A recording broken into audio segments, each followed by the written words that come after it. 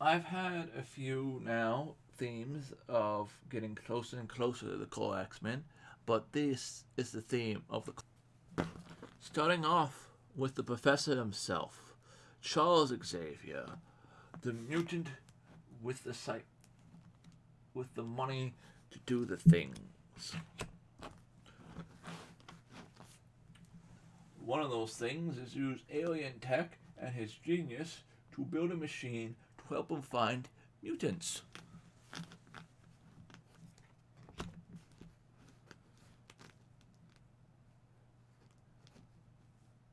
Being born into money helps you be able to found things, doesn't it, Charles Xavier?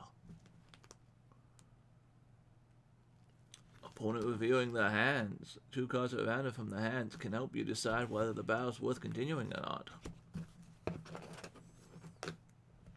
And then you have the man beast, who at this point was a blue furry beast. And why was he a blue furry beast?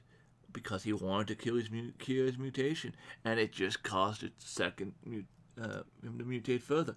He does it again later on and becomes more cat-like than he is now.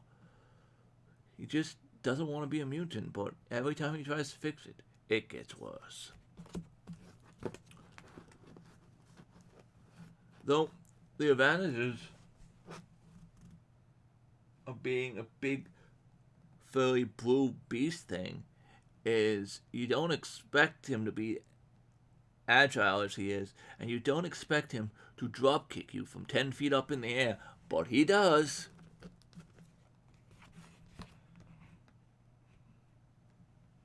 And after you know that he can jump that high, you know that you probably also know that he's very flexible. Flexible like how a cat can get through a skinny area.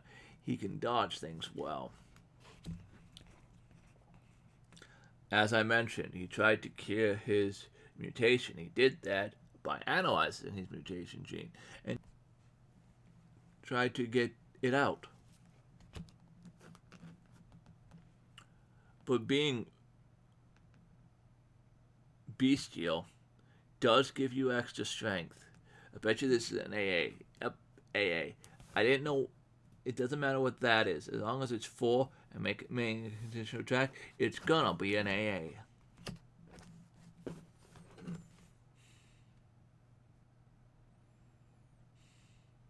Scott Summers, Cyclops, leader of the X-Men at times, sometimes just the leader of the school, sometimes the whole kid and caboodle.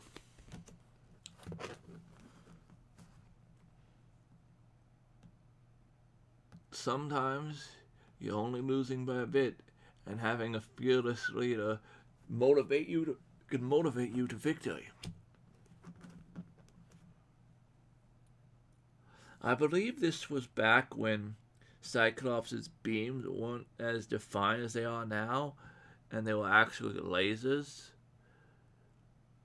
unlike what they currently are, which is kinetic energy. Lasers make much more sense.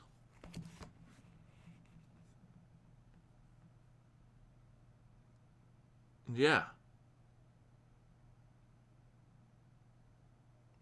See? Four additional AA. What I tell you? I know what they call it. I believe the jump kick. No, the jump kick was a 9? High kick was a 9?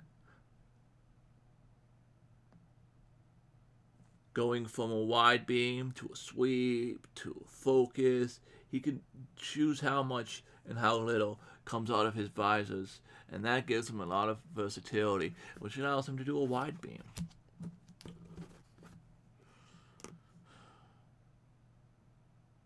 Jean Grey and the Phoenix, and the Dark Phoenix, are technically 2/3 different characters.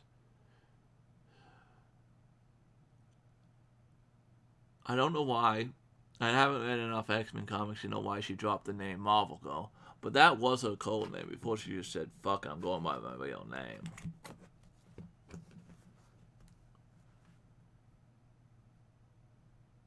And since she has telekinetic and telepathic abilities, specifically the telepathic abilities, along with the telekinetic abilities, means she can mind scan just like Professor X. As I said, she has telekinetic powers. She can use to, hit someone for 9. I bet you all the ones that I've showed you that are 9 have been AB. Guarantee it.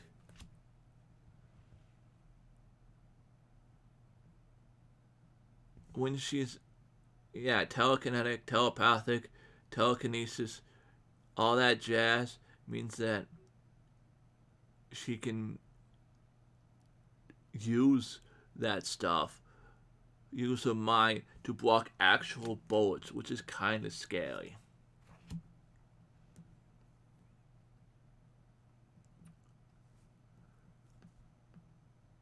I don't know why.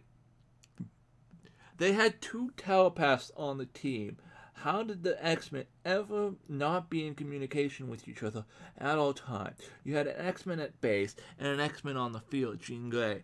The X-Men at base being Professor X. How did you ever do an X-Men story without out of communication?